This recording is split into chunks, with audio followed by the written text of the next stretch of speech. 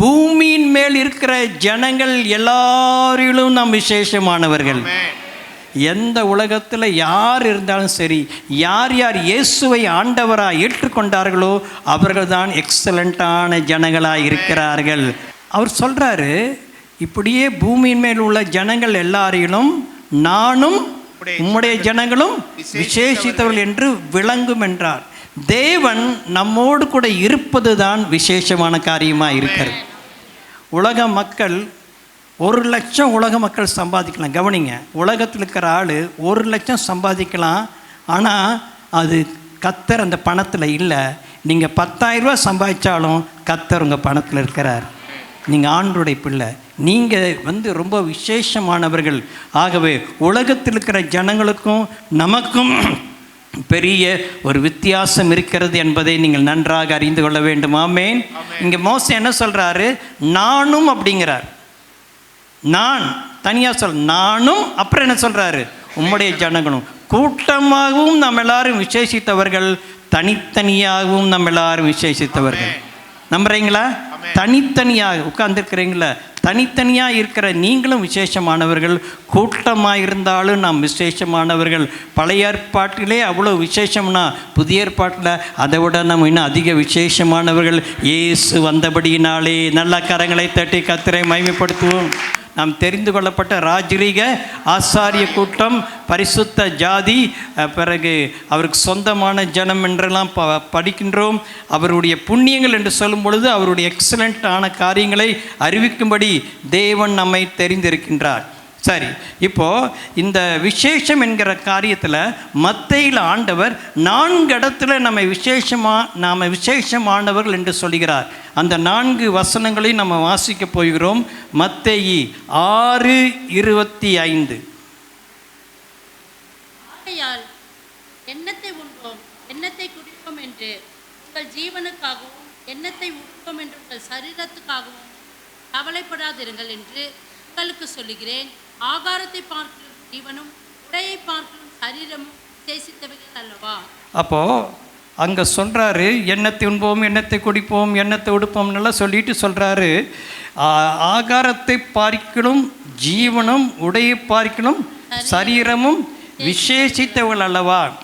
அப்போது இதுக்கெல்லாம் கவலைப்படாதீங்க, இதெல்லாம் காட்டிலும் நீங்கள் தான் விசேஷமானவர்கள் என்று சொல்லி சரீரம் அப்படி தான் எழுதியிருக்குது. ஆகாரத்தை பார்க்கலும் ஜீவனும், உடையை பார்க்கலும் சரீரம் விசேஷித்தவைகள் என்று சொல்லுகிறார். உங்கள் சரீரமே ஆண்டவர் ஒரு விசேஷித்த சரீரமாக தேவன் பார்க்கிறார். ஆமென். அதனாடி அந்த சரீரத்திற்கு துணி கொடுக்க வேண்டிய பொறுப்பு யாருடைய பொறுப்பு? ஆண்டவருடைய பொறுப்பு. அவர் தான் உங்களை உண்டாக்குனார். அதான் சொல்கிறார், உங்கள் சரீரம் விசேஷமானது அப்படிங்கிறார். நீங்கள் எப்படி உண்டாக்கப்பட்டிருக்கிறீர்களோ அதுதான் ஆண்டவர் உங்களுக்கு கொடுத்த அழகு. அதனாடி அடுத்தவங்களுடைய அழகை பார்த்து நான் அவங்கள மாதிரி இல்லையே அப்படின்ட்டு இருக்கக்கூடாது. உங்களை ஆண்டவர் பார்க்கும் பொழுது உங்களை விசேஷமானவர்களாக தேவன் பார்க்கிறார். ஆமென்.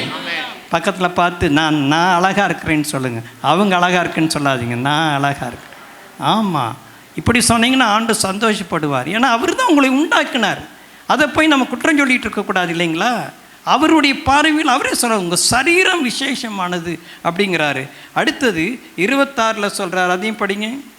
ஆகாயத்து பட்சிகளை கவனித்து பாருங்கள், அவைகள் விதைக்கிறதும் இல்லை, அறுக்கிறதும் இல்லை, களஞ்சியங்களில் சேர்த்து வைக்கிறதும் இல்லை, அவைகளையும் உங்கள் பரமபிதா பிழைப்பூட்டுகிறார்.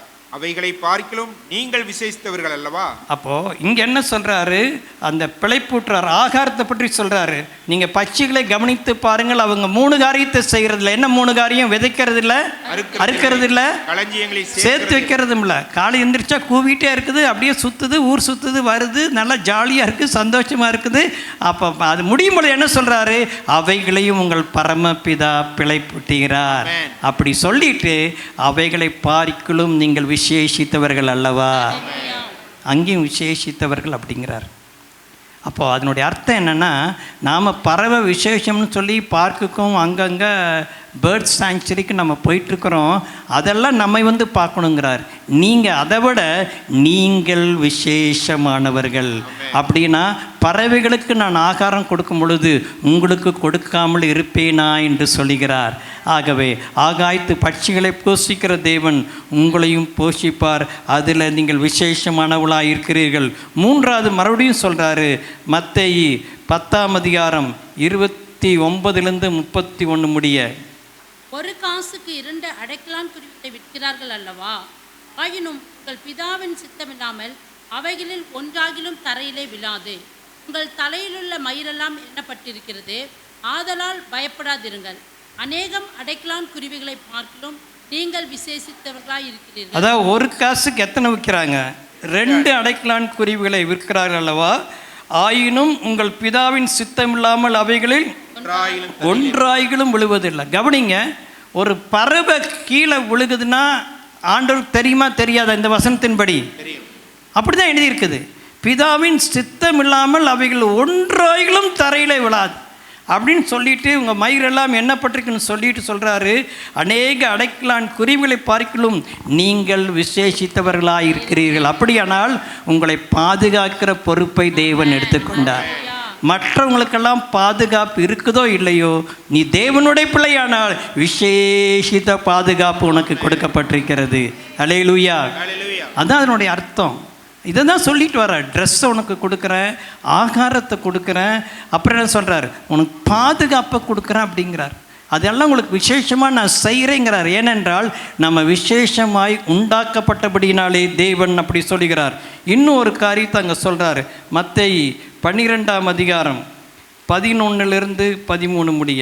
அதற்கு அவர், உங்களில் எந்த மனுஷனுக்காயிலும் ஒரு ஆடு இருந்து அது ஓய்வு நாளில் குழியிலே விழுந்தால் அதை பிடித்து தூக்கிவிட மாட்டானோ? ஆட்டை பார்க்கிலும் மனுஷனானவன் எவ்வளவோ விசேஷித்திருக்கிறான். ஆதலால் ஓய்வு நாளிலே நன்மை செய்வது நியாயம்தான் என்று சொன்னார். பின்பு அந்த மனுஷனை நோக்கி, உன் கையை நீட்டு என்றார். அவன் நீட்டினான். அது மறு கையை போல் சொஸ்தமாயிற்று. 12ஆம் வசனத்தை மறுபடியும் படிங்க, எல்லாரும் சேர்ந்து படிப்போம்.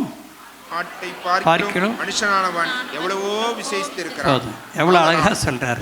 ஆட்டை பார்க்கிலும் எவ்வளவோ விசேஷத்தவனாய், எவ்வளவோங்கிற வார்த்தை சொல்கிறார்.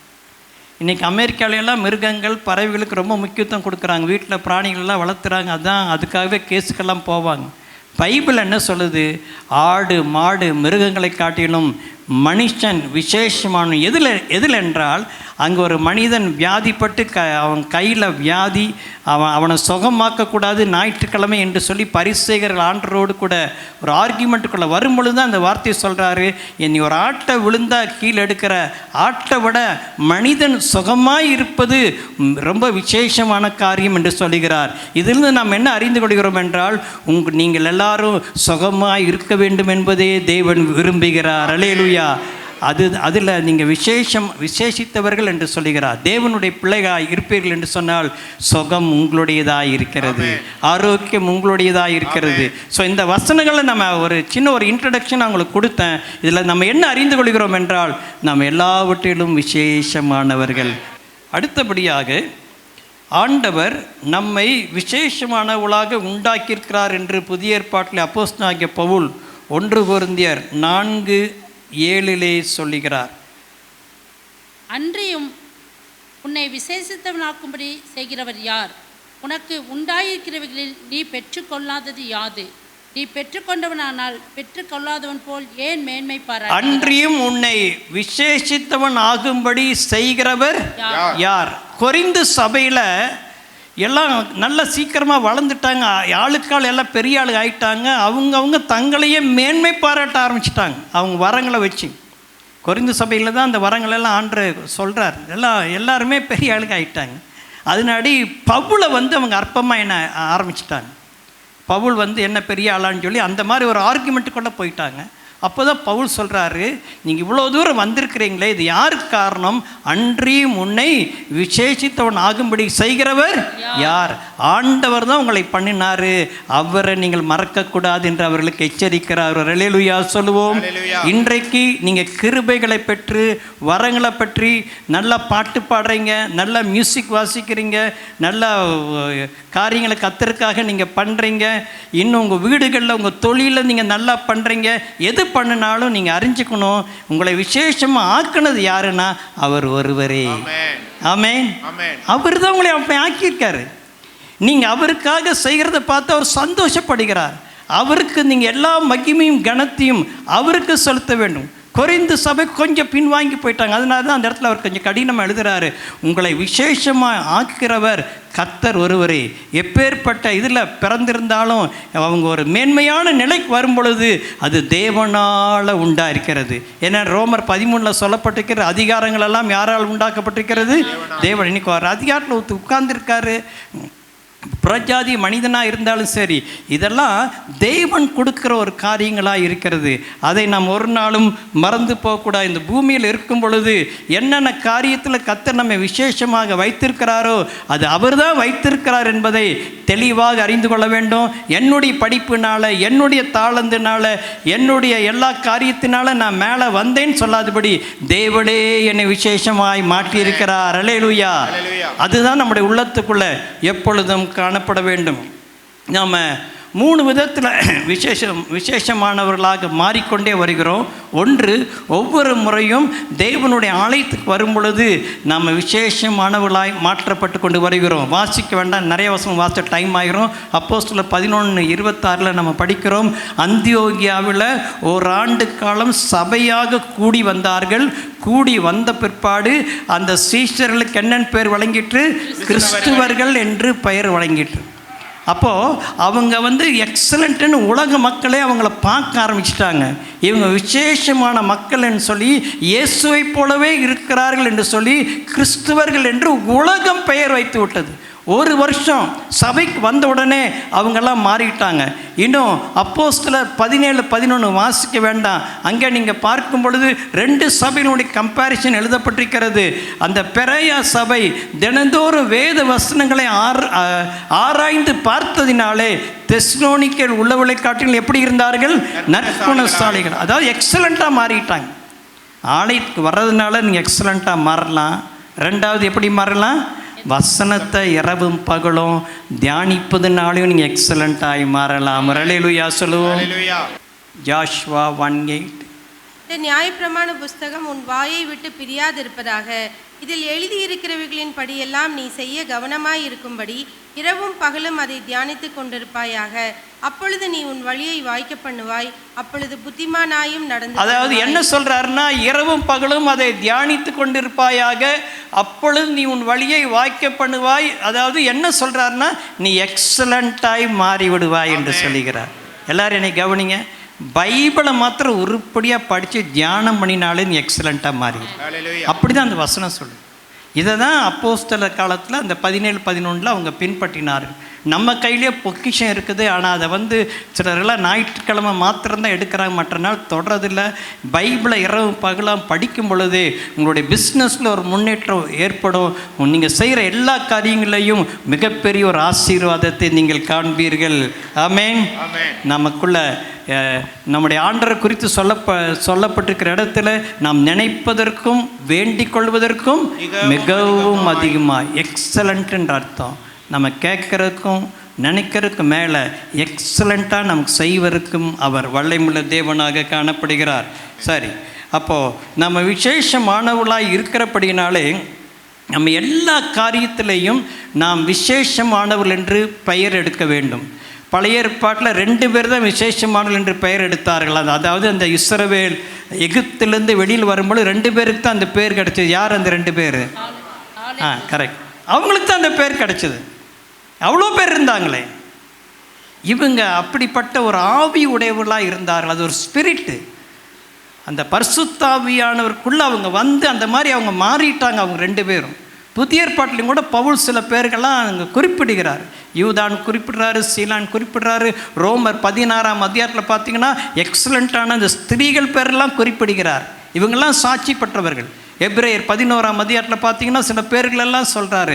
அப்படி பேர்கள் எழுதப்பட வேண்டும் என்றால் நம்ம எல்லாருடைய பெயர்களும் எழுதப்பட வேண்டும். ஆமேன். இந்த சபைக்கு வருகிற ஒவ்வொருவரும் எல்லாவற்றிலும் எக்ஸலண்ட்டாக இருக்க வேண்டும் என்று தான் அவைகளெல்லாம் வேதத்தில் குறிக்கப்பட்டிருக்கு. ஏன் அவ்வளோ பெரிய பைபிளில் எல்லாருடைய சம்பவங்களை எழுதுகிறாரு? இவங்கெல்லாம் எக்ஸலண்ட்டாக வாழ்ந்த சரித்திரங்களை நம்ம படித்து நாமும் அவர்களைப் போல மாற வேண்டும் என்று தேவன் விரும்புகின்றான்.